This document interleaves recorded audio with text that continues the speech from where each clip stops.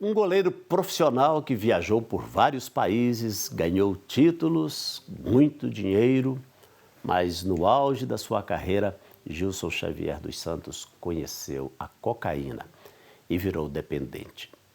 Imediatamente dominado pelo vício. As drogas fizeram com que ele perdesse tudo que tinha conquistado como jogador. O nosso convidado não tomava mais banho, não cortava os cabelos e, por falta de dinheiro, foi morar nas ruas, triste e sem esperança. Ele aguardava a própria morte. Mas uma luz surgiu lá no fundo do túnel e, pode ter certeza, não era o trem vindo de lá para passar por cima dele, não. Uma luz de esperança surgiu na sua vida. Ele conheceu uma pessoa nessa trajetória. E esse encontro com essa pessoa também foi decisivo para que a sua história pudesse ser mudada e ele pudesse estar aqui hoje, junto com a sua esposa, missionária Luciana Duarte Xavier, que vão juntos contar um pouco das suas histórias. Gilson e Luciana, boa noite e bem-vindos ao programa. Boa noite, pastor. Bom recebê-los aqui. Boa viu? noite, é uma alegria imensa estar aqui.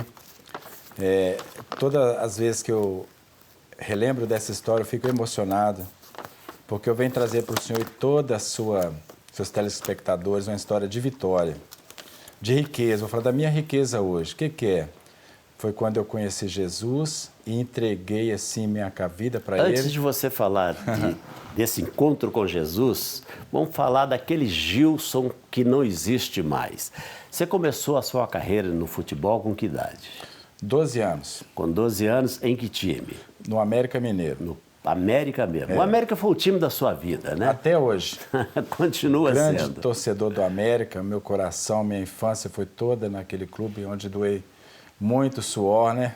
E tive muitas alegrias naquele clube. Você chegou com 12 anos e profissionalizou com que idade? Profissionalizei com 19 anos. Eu era reserva do goleiro João Leite. Né? Olha só. Ele com 37 anos e eu com 19. Comecei com 12 anos lá, com muita dedicação. Quer dizer, você estava começando e o João já estava parando. Final de carreira, né?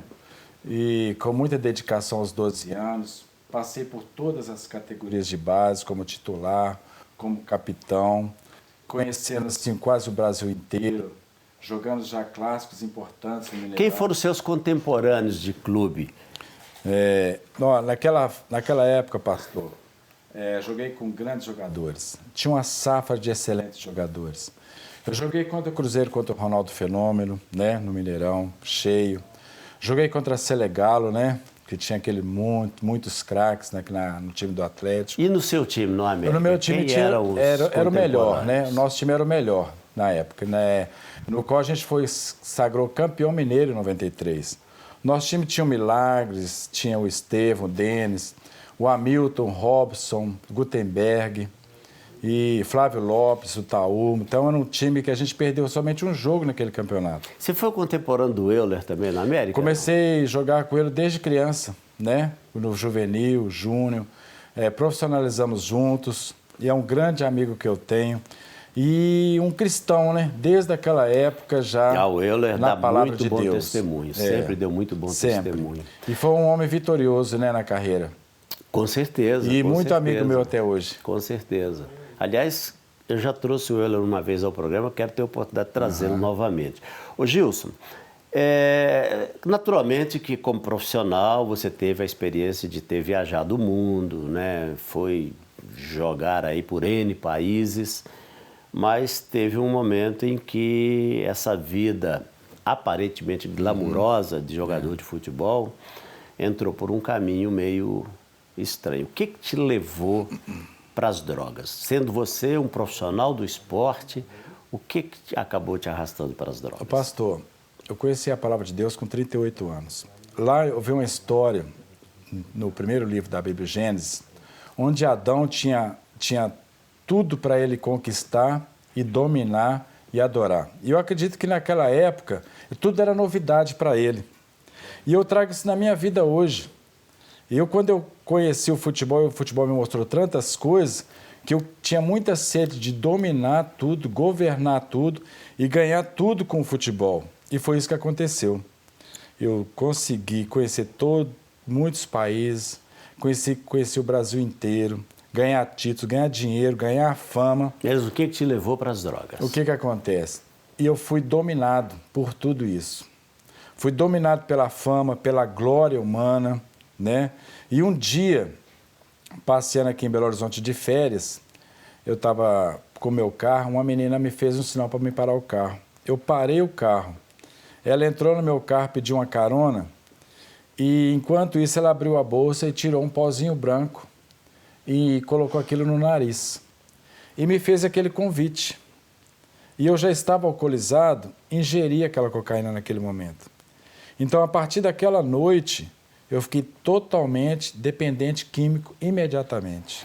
Parando um pouquinho a sua história, vamos falar um pouquinho com a Luciana. Luciana, eu sei que você está aqui hoje porque um dia você entrou na história desse homem aí. Isso. E imagino eu, você entrou nessa história num momento ruim. Muito complicado, muito né? Complicado. Como é que foi esse encontro? Onde é que você conheceu o Gilson? Bom, eu comecei a fazer missões, né? Eu era voluntária numa casa de recuperação no bairro onde eu morava com meus pais, antes de me casar. E nessa casa eu fazia aconselhamentos e trabalhava junto com os meninos. E eles me falavam sempre que tinha um ex-jogador, mas eu nunca procurei. Então, assim, eu sempre esperei que eles me procurassem, né? Até que um dia, eu procurando com o pastor quem que ele queria que eu conversasse, aí ele me indicou o Gilson. Aí na história dele, que ele me falou que foi jogador, aí eu até falei, então você que é o famoso jogador. Mas você encontrou o Gilson exatamente onde? Na casa de recuperação. Ele já estava na casa de recuperação. É a primeira casa que ele foi, que ele aceitou ir. Então, nós passamos a conviver, depois ele também passou a ajudar na casa, né, como obreiro voluntário. E muitas das vezes, quando íamos pedir doações em alguns lugares, então íamos eu e ele. Então, nós passamos a ter mais contato. Até que uns 6 meses, mais ou menos, depois de convivência dentro da casa de recuperação, algumas vezes fora, né, mas nesse sentido de missões mesmo. E então, nós resolvemos começar o namoro, né? Eu resolvi dar uma chance para ele, tudo diferentemente daquilo que eu pensava, porque... Mesmo conhecendo o histórico dele. Exatamente. Então, eu já tinha sido aconselhada a não me envolver, né? Porque são pessoas assim, que inicialmente depois a gente passa a ter aquele contato, tudo, fala, nossa, eu vou ajudá-lo, mas não me envolver diretamente, mas infelizmente eu não, então, estava seguindo o conselho até conhecer o Gilson. Ou felizmente, Ou né? felizmente, né? Hoje, felizmente. Então, depois desses 6 meses, nós ficamos noivos. Ele até já quis, ele falou, não vou só namorar, eu quero noivar e casar. Eu aceitei esse noivado. Então, no início, eu conheci ele em 2009, meados de 2009, 2010, nós tornamos noivos. 5 meses depois, ele teve uma queda. Deu uma escorregada. Deu uma escorregada. Pisou na bola, literalmente. E até então, passou um tempo, eu não sabia, até descobrir. Deixa eu voltar no Gilson. Sim. Gilson, ela já fala do momento que te encontra na casa de recuperação. Mas para você chegar lá, você teve uma experiência de ter morado na rua também. O pastor... Quer dizer, a situação degradou de tal forma que você foi parar na rua. Foi muito difícil, pastor. Pela vida que eu tinha, pelos amigos que eu tinha, pela família que eu tinha.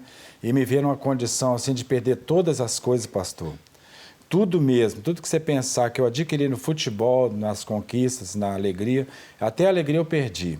Cheguei ao ponto de não ter condições mais nenhuma, nem de pagar um aluguel e chegar a morar na rua. Você ficou quanto tempo morando na rua? Eu fiquei mais de 6 meses. Tipo assim, mendigando, pedindo comida, sentindo falta da comida, de banho, de um abraço, de um carinho, de uma palavra, nada, ninguém. E fazendo uso de drogas, assim... Totalmente dependente químico. Um dia eu fui procurar cocaína na comunidade, não tinha uma droga chamada pedra. Essa veio para acabar com a minha vida. E aí foi onde eu conheci o submundo das drogas mesmo. De lugares terríveis, de passar noites terríveis, de ser ameaçado por traficantes, de ser agredido até pela própria polícia, porque é muito difícil até para eles também resolver essa questão e eles não conseguem. E é uma complicação, a vida se tornou. Eu, particularmente, pastor... Quando você falou da pedra, você chegou ao crack. Ao crack. Eu particularmente, eu tinha perdido a esperança. Para mim não havia solução mais, não tinha saída mais. E o dia, às vezes, quando eu voltava para casa, meu pai falava comigo assim, ainda não morreu, ainda não morreu. Quem te levou para a casa de recuperação? A primeira vez foi meu pai, eu estava muito magro, muito debilitado. E eu fiquei lá 6 meses, depois a Luciana conta essa queda. Eu tive outras quedas, até no momento de eu estar na rua e não conseguir mais sair de lá. E não consegui mais nada, até chegar em casa e receber essa ligação que a Luciana tinha feito para mim. Essa ligação foi aquela do contato que o pessoal pediu para você fazer e você ficou só enrolando, Exato. É porque, assim, nesse período das quedas... enrolando no bom sentido, né? Nesse período das quedas, eu passei por situações que eu nunca imaginei na minha vida. De chegar aí dentro de uma favela, procurar dentro de barracões que eu fiquei muito assustada, pastor. Sincera e honestamente, eu não sei como que eles vivem naquela vida. E conversar com o traficante, mentir para o próprio traficante que já tinha ameaçado ele. Eu não poderia que ele descobrisse que era o Gilson, que ele já tinha uma ameaça de morte. Então, assim, depois que ele tinha queda, voltava. E era assim, quando nós como missionários aprendemos que quando nós chegamos muitas vezes para ajudar uma pessoa, ela já tem todo um cronograma montado, né? Ela quer que seja daquele jeito. E o Gilson tinha isso. Eu já levei ele para uma segunda casa de recuperação. Ele falou, não, eu vou ficar lá só 40 dias. Ficou, deu queda de novo. Aí eu já estava cansada, minha família já não queria, a família dele. Então eu deixei um pouco de lado. Foi aí que ele passou a se afundar mais. Até que então eu tive um sonho, que eu ligava para ele, né, de um outro sonho, eu resolvi ajudá-lo numa situação que ele estava no trabalho. Então eu resolvi ligar. E nesse dia eu consegui falar com ele. Aí eu disse para ele que se ele quisesse ajuda, mas que não seria mais do jeito dele. Que Deus ia encaminhar, que Deus poderia ajudá-lo, salvá-lo, mas que ele se deixasse, né? Deus preparasse tudo para ele e ele seria liberto, se ele aceitasse. Nessa fase vocês já estavam namorando? Já estávamos namorando, já tínhamos terminado, voltado e depois eu já tinha dado um basta. Porque a minha mãe não aceitava mais, né, devido às situações que eu já passei. Esse ultimato que você deu para ele, esse valeu? Esse valeu. Eu já tinha terminado por telefone. Ele foi uma situação que ele chegou a ser preso, né, junto com o pessoal que ele estava, e por telefone ele me avisou e já disse que eu não queria mais. Então ele foi para a casa dos pais, mas ia toda vez para a favela e voltava, a irmã dele me ligando, desesperada. E eu já não tinha mais força, já não sabia como ajudar. Até que um dia me falaram, não, você tem que ajudar como missionária. Agora, quanto tempo foi essa luta aí até chegar ao momento em que você sentiu confiança no Gilson? Foram 6 anos. 6 anos de 6 persistência. anos, persistência. E quando você sentiu confiança nele? Falou, não, agora é sério, agora dá para casar com esse homem. Foi no final desses 6 anos. Quanto tempo tem que vocês estão casados? Nós temos de casado, agora nós casamos mesmo em 2017, o ano passado, mas foi em junho de 2016 que nós decidimos que nós íamos casar e íamos ficar juntos. Isso então, depois aí de um ano, já tinham se passado esses 6 anos. Esses 6 anos. Hoje, casadinhos. Graças a Deus. Ele, livre dessa Liberto, encrenca. já tem 7 anos. Ô Gilson, nosso tempo está acabando, mas eu preciso falar desse material seu aqui. Aqui tem um DVD que, aliás, você já tinha me presenteado com um. A câmera pega aqui. Quem pode pegar aqui? Aqui tem a sua história completa, não é isso? Se uma pessoa quiser, por exemplo, adquirir esse DVD, ou quiser te convidar, por exemplo, você faz uma agenda também para ir dar seu testemunho, não é isso? Como é que a pessoa faz? Para onde ela liga? Com quem que ela fala? É com você mesmo, direto? Pastor, comigo direto. Meu telefone é 98599-7909. Esse é o Zap. Tá aqui. 98599-7909, 31 é o código de área aqui de Belo Horizonte. Aqui fala com você no WhatsApp. Exatamente. Se a pessoa quiser te convidar para ir lá dar uma palestra, vá numa escola, numa igreja, onde for, você vai para contar a sua história com mais detalhes, naturalmente. Exatamente. A minha vida hoje é essa, é dar o testemunho que Deus tem o poder de libertar, curar e salvar. Eu tenho feito isso há 8 anos, trabalhando na Casa de Recuperação do Pastor no CELIVE. Faço isso em escola, em teatro, onde for chamado para mostrar que Deus é o nosso libertador. Vamos deixar seu telefone mais uma vez, 31, código de área, se você quiser convidar o casal, inclusive, né? Vão os dois também para fazer esse trabalho. 31, código de área, 98599-7909. Você vai falar direto com o Gilson E ele com certeza vai fazer uma agenda. Gilson, quero agradecer. Não quer ficar um segundo por fora da nossa programação? Agora você pode nos acompanhar através das plataformas digitais.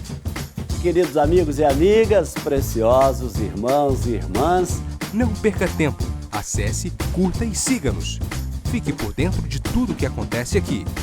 Rede Super, inspirando você.